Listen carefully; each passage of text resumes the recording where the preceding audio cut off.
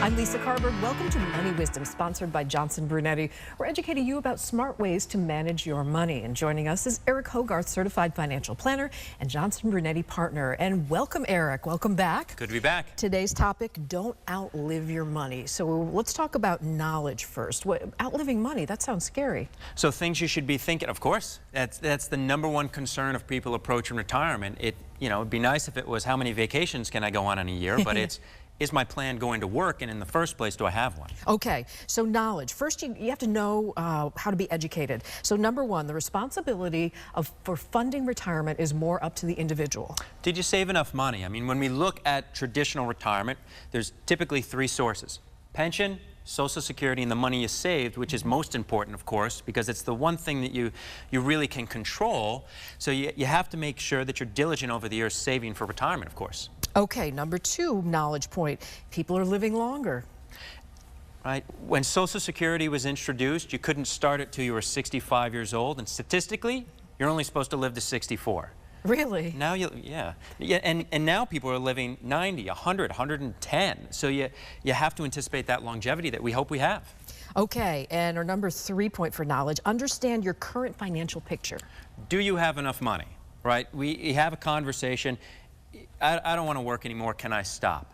How much have you saved? And everyone's number is different, but if we keep it simple, you either saved enough money or you didn't. And you need to know where you are, because that's also going to impact your willingness to risk that money.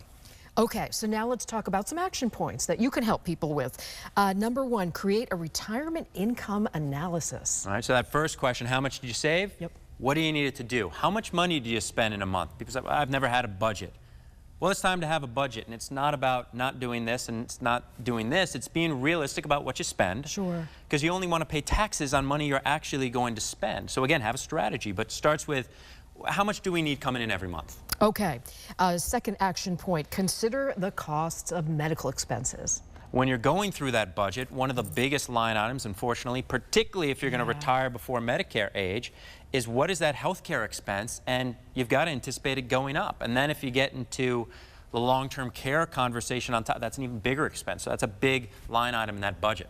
Okay, and finally, action point 3, meet with a financial advisor to make sure you're on track. So this is where you come in, your friendly face. To get some feedback, and it can't possibly hurt to get some input in regards to what you're doing, particularly if there's 2 of you, so that you're on the same page with what you're trying to accomplish, and just say, well, are we doing everything that we could be doing? Is there anything that we're missing? Just like we get a checkup at the doctor, you should be having those financial planner checkups before retirement, but definitely in retirement. Okay, and you have a book today. Tell us about that. There's a book that we have specific to this subject, and you can get it at moneywisdomtv.com, and it'll go through those steps in preparation for retirement and into retirement about an income analysis and an income plan, and it talks on taxes. So there's a lot of good stuff in it. So again, going to moneywisdomtv.com, you can get it, and it's great.